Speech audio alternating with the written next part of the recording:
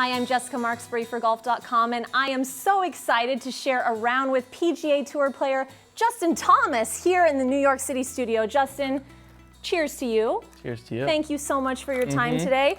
We're having a very refreshing glass of water. Yes. It was your choice, though. It was.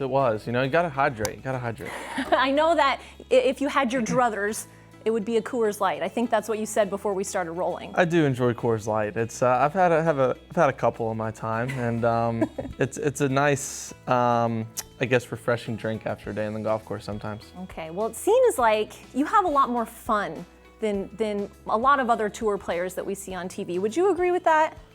I don't want to say I maybe have more fun than all of them, but I mean, I like to have fun, I guess is what I could say. And I realize I'm 23 and I need to enjoy it, and you know, time off the golf course, although it's extremely serious and I need to get myself in the best state to be performing my best, but I need to also enjoy my off time and be relaxed. You let us in a lot on social media, the camaraderie that you have with guys like Jordan and Ricky, but also some of the older players. Jason Dufner is a close friend of yours, and Zach Johnson.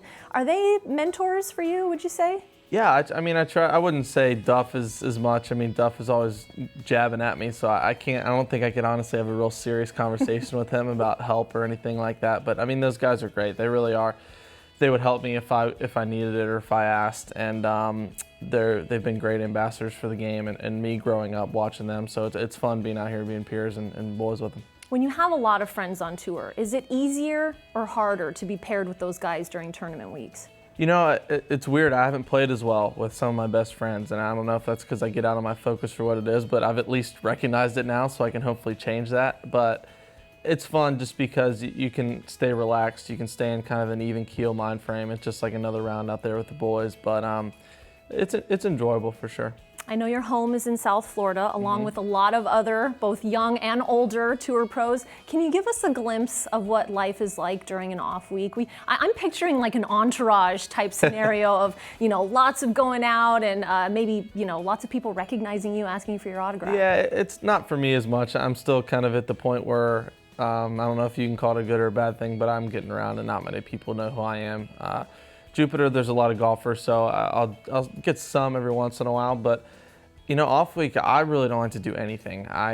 When I have a long stretch where I'm playing a lot, I can sit on the couch the entire day and watch TV. It doesn't matter what it is or movies. I just want to catch up on rest, catch up on sleep, and just kind of get my body kind of back to where it should be.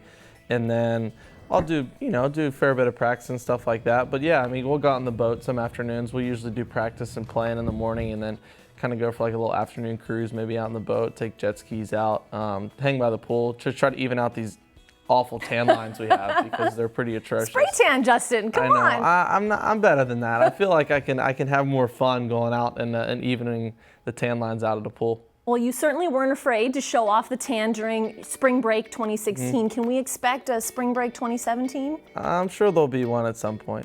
Okay, all right. Who would you say is the most unexpectedly fun guy on tour?